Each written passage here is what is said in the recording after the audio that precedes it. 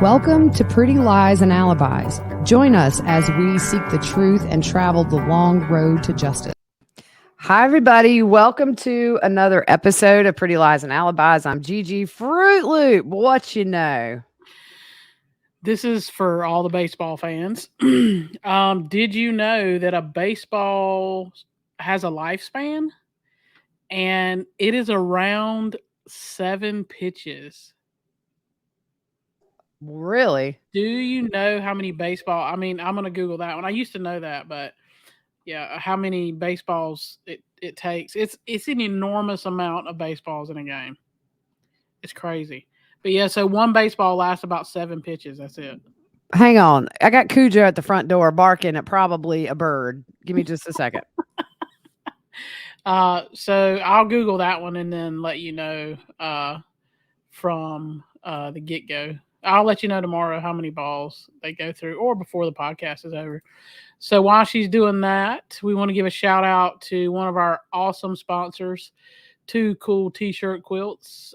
Check them out. You can go to, if you see the link here, www.twocooltshirtquilts.com/Pretty Lies and Alibis. And they can take your T-shirts and make them into a quilt that is too cool. Okay, sorry. It was a big, scary chihuahua right in my yard. Big, okay. 120-pound dog had a meltdown. Okay, so I have to tell you a really funny story. I was over at my grandma's yesterday, my Grammy's, doing some stuff around the house for her, like cleaning off her porches and like scrubbing them and getting them all nice and clean for summer.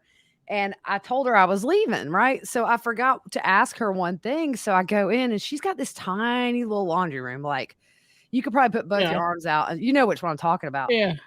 So she's bent over getting the cat food. She has a stray cat that she loves and hates, but feeds it 3 times a day.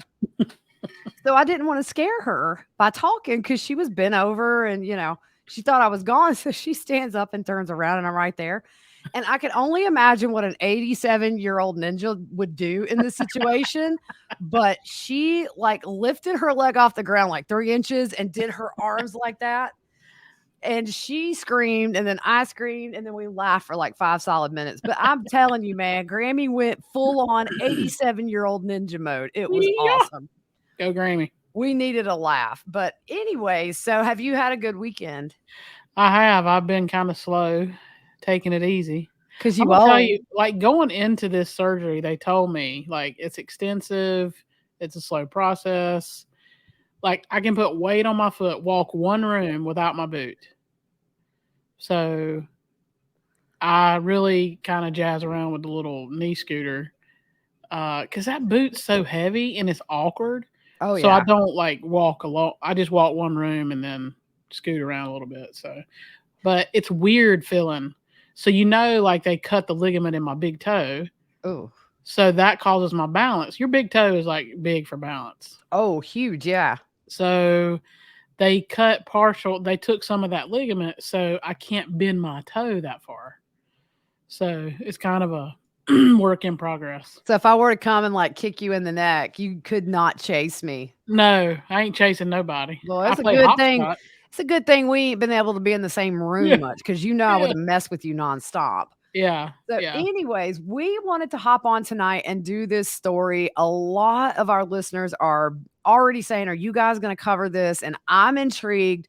It's the Kaitlin Armstrong wanted for murder story, right? So just a little backstory. Kaitlin Armstrong has been dating this pro cyclist named Colin.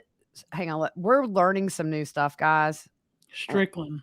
Yeah, no, I'm just trying to take that off like we had talked, but my brain went, haywire. So this is Kaitlin Strickland. She is currently wanted for murder in the shooting death of this girl's nickname is Mo Wilson. All right. So apparently Mo and Kaitlin's boyfriend, Colin Strickland, had a very short little fling in January after the two of them had a little rough patch, right? So Colin and Kaitlin live in Austin, Texas, and Colin and Mo, the other girl that was murdered, they're professional cyclists, and Kaitlin is not. She's kind of a leisure cyclist. But they had kind of hooked up in January. It was really brief, only for a week or so. And he got back together apparently with Kaitlin and whatever. So just some things happened last week, and now Mo is dead and Kaitlin is on the run. So we're going to go through this whole story and tell you guys what we know as of 3 minutes ago when I checked to make sure there were no updates. So pro cyclist Mo Wilson was found shot to death at a house she was staying at with a friend before a bike race on May 11th in Austin, Texas.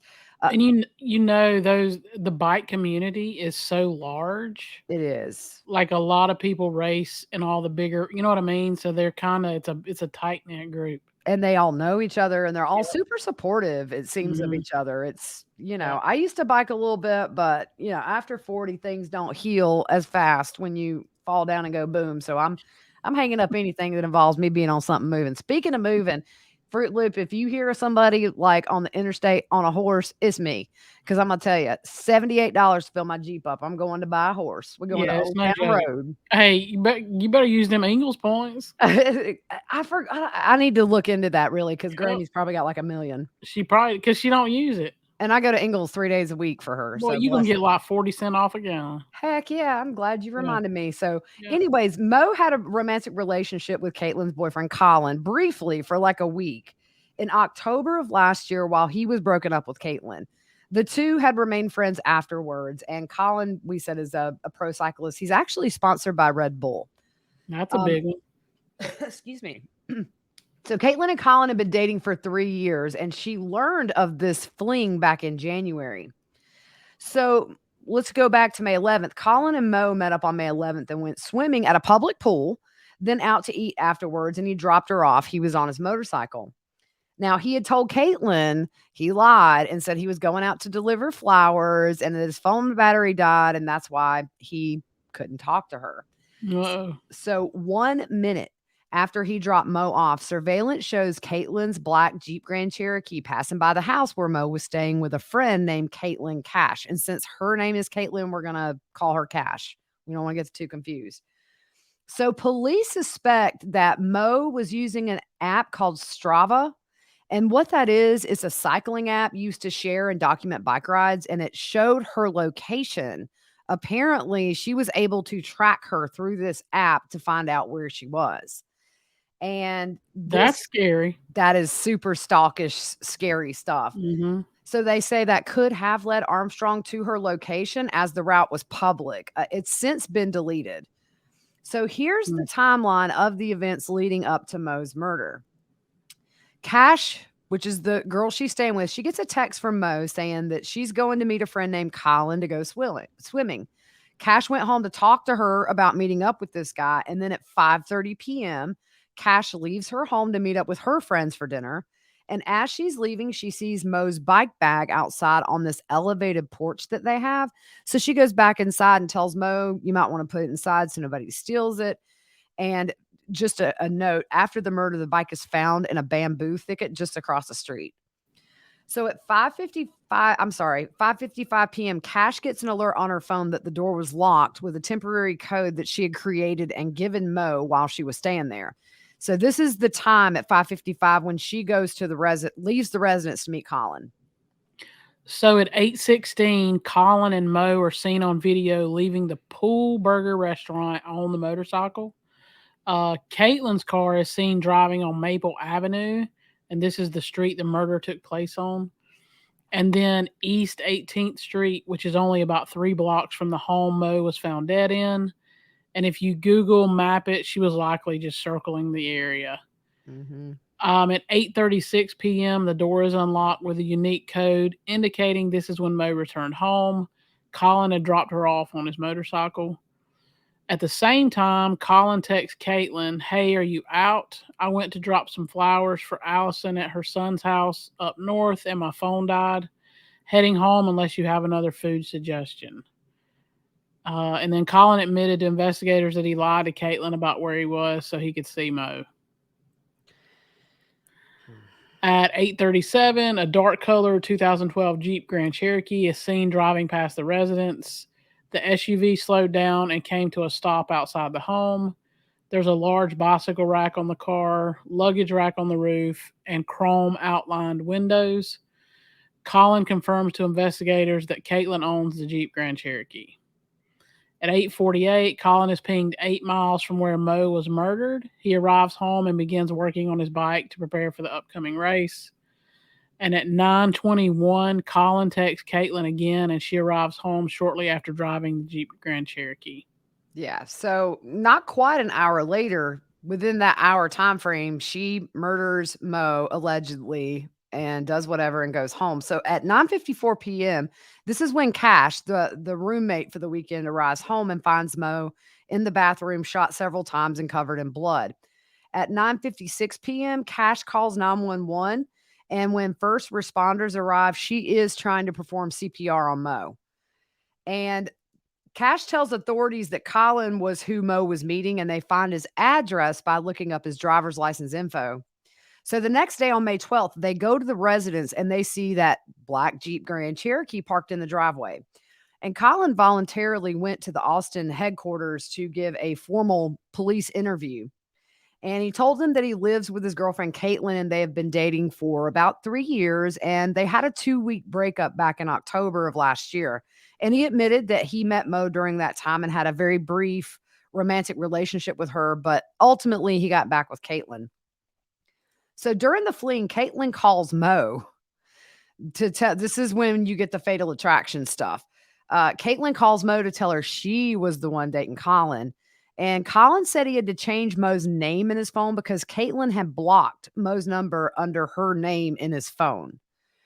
And he also Dude, admit, they red flags all over this. oh yeah, I mean, so for me, if you're having to hide who you're talking to, either you need to get out of your situation you're in or tell the other girl like I'm with somebody. He's Yeah, playing the fence. Now look, there's something to be said for the fact that these two went to a public pool and to a restaurant. So to me, maybe they had a week-long fling, but maybe they found out they're friends, and I know some women do not like that or whatever, but that's up to them. But I'm just saying murder, that is just the purest form of jealousy right here. It wouldn't be justifiable. It would be a little different if she had caught him at the Motel 6. yeah. And again, I mean, they're dating, and I know cheating is not good and it's bad, but it doesn't give anybody excuse to kill anybody. Right. Yeah. So he also admits that he deleted text messages between him and Mo to hide the communication from Kaitlin. So the day of the murder, he admits that he picked Mo up on his motorcycle and they went to a pool called Deep Eddy in Austin and then to a restaurant called Pool Burger. After they ate, he drove her home. He didn't see Kaitlin there, and the garage door to the town or to the she actually lived in like a apartment above a garage that she was renting out from somebody who used that garage for their own personal reasons. Um, he then sent the text to Kaitlin seemingly as soon as Mo got off that bike. And during the interview, Colin had high praise for Mo, saying she was the best female cyclist in the country and possibly in the world, and that he was just helping her get new sponsors, which really kind of seems valid if they're going to public places. Sure. And here's the thing, obviously she didn't live there, Right. It's right? not Because I like mean, it's she was easy. staying with somebody, so yeah. But then you look at Lori and Chad, and I mean, they hooked up and went under the ruse of going to these meetings and stuff, but that's a whole other can of worms. Exactly. So he said Kaitlin was only a participant in the cycling world while he is a racer. Colin said he had told Kaitlin in the past she didn't need to ride with him because she held him back. Dude, I'd be holding him back. I'd be in the back of the line. I'd have been sucking wind. Hey, it's like those marathons I worked before. You got them stragglers come in, extra 4 hours late. That'd have been me. Yeah. He said Kaitlin feels he is grumpy due to having to wait on her while he's training at a professional level, and she is riding along. Colin told authorities that he purchased 2 9mm guns for himself and Kaitlin back in December and January. Her model was a Sig Sauer. Investigators executed a search warrant at the residence and found the 9mm firearm. On May 17th, the gun was fired for testing purposes, and it was revealed the casings found next to Mo's body Um, it looks to be the same gun that fired the shots that killed Mo. It was discovered by authorities that Kaitlin had an arrest warrant for a Class B warrant out of Austin for theft of service. Oh, I lost my place. Oh, there it is. They located and apprehended her, but while she was in custody, the investigator said the warrant wasn't valid, and Kaitlin was told she could leave. Can I just say you totally nailed that where I dropped the ball on the notes and I was just sitting here waiting for it. No, You did no. good. They asked her if she heard what had happened in the last 24 hours, and she nodded yes, that Colin told her a woman in the cycling community had passed away. Investigators say she was very still and didn't move as she spoke. She stayed still when investigators said they knew Colin had been talking to Mo and that her name had come up in the investigation. They showed her the video of her car by the residence, and she offered no explanation but didn't deny any statements the investigators were making. Dude, right there, you got me. If you trying to say I done something, I'll be like, I know, right? I was down on Fifth Street eating some pizza. Right. And But you know, the thing about this murder is it's not a crime of passion. She planned it. She stalked that residence. And so I think that, right now she's being charged with first degree murder. There's a big difference. Here's my question. How did she get in?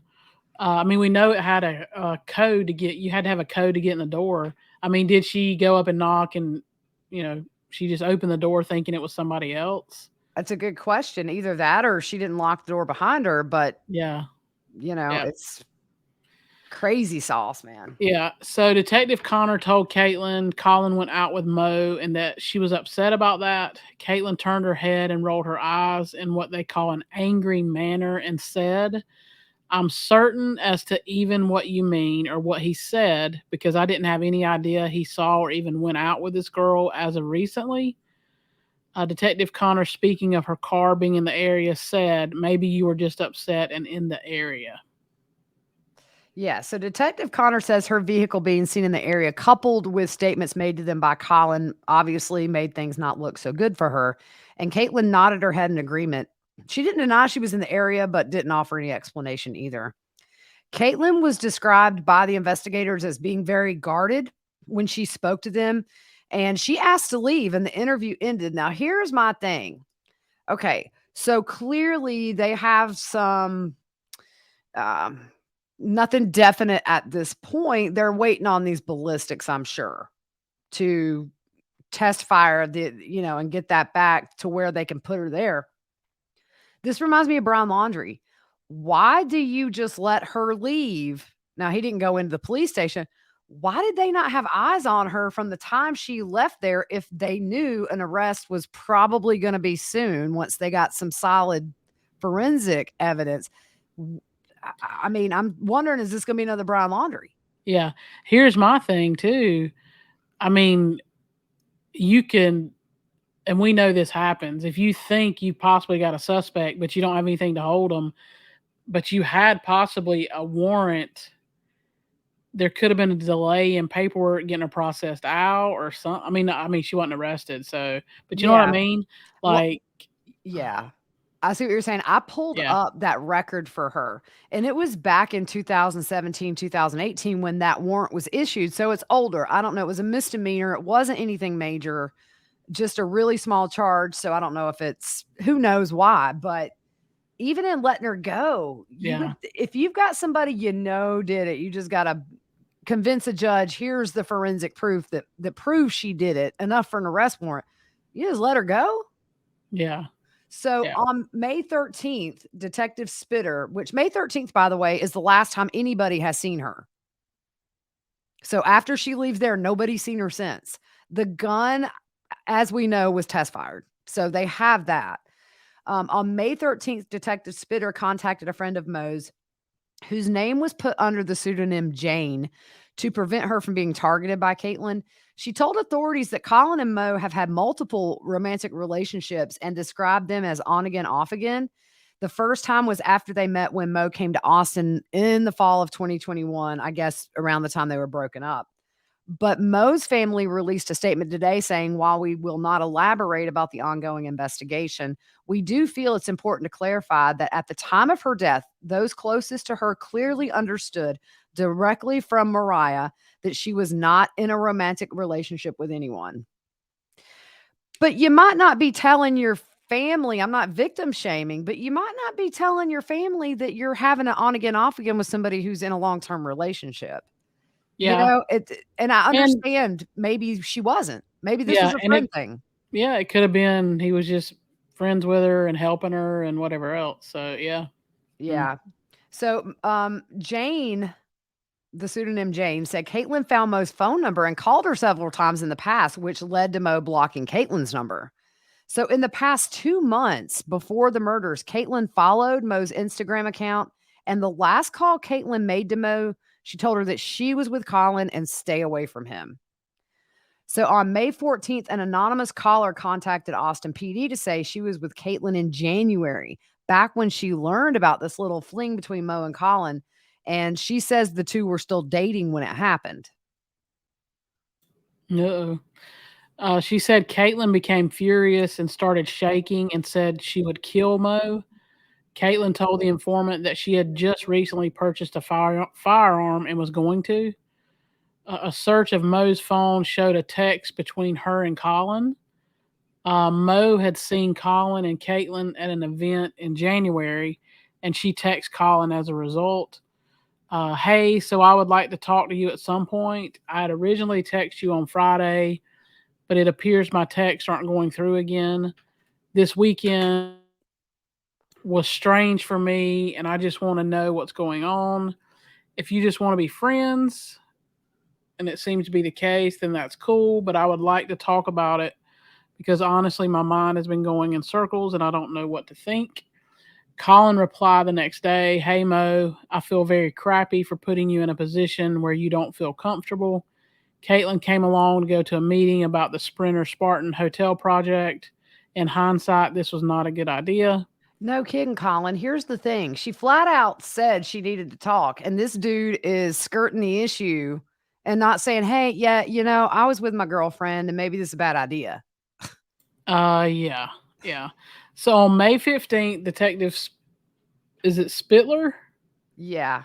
Okay. Was canvassing the area of the murder for surveillance and was approached by the property owner for the home Mo was killed in. That's where Cash rents the apartment above his garage. He said on the night of the murder between 8:30 to 9:30, he walked into his garage, partially raised the garage door. After doing that, he heard someone running down the stairs that leads to the door of the apartment. He saw a bike travel southbound through the alleyway from Cash's apartment. And remember, her bike was found in the bamboo thicket 60 or so, yards from the residence? Feet. Sorry, I left that Oh, out. sorry, feet. Look, I'm Yards, making you, I'm feet? making you do math on a Sunday. Oh, no. So Kaitlin has deleted her social media accounts and has not seen or been heard of since May 13th, like we said earlier. Uh, FBI and U.S. Marshals, right? Yeah, everybody's looking for her. They looking. They looking. So Colin released a statement and it said, I'm reeling from grieving Mo Wilson's death and from the facts that have emerged during the investigation.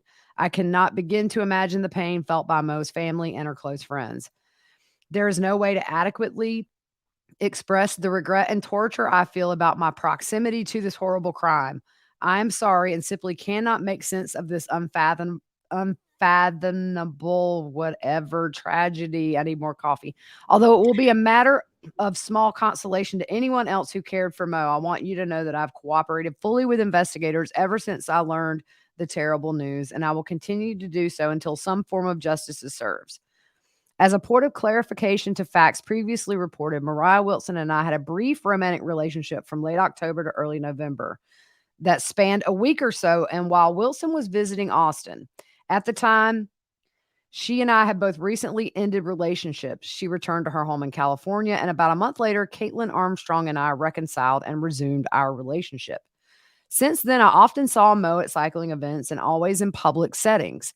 We both competed in Bentonville, Arkansas, Stillwater, and Monterey, California. We also met for a 4-hour training ride in Santa Cruz after the See Other Classic in Monterey. After our brief relationship in October of 2021, we were not in a romantic relationship, only a platonic and professional one. It was not my intention to pursue along an auxiliary romantic relationship that would mislead anyone. Mariah and I were both leaders in this lonely sport of cycling, and I admired her greatly and considered her a close friend. I'm deeply grieving her loss. And I do, that makes sense. So maybe they had a week-long thing, but then, it doesn't always have to be that way. So things ended and maybe they were just friends. I'm not totally Yeah. not saying that anybody did anything wrong here except for Kaitlin. Yeah. It must be hard.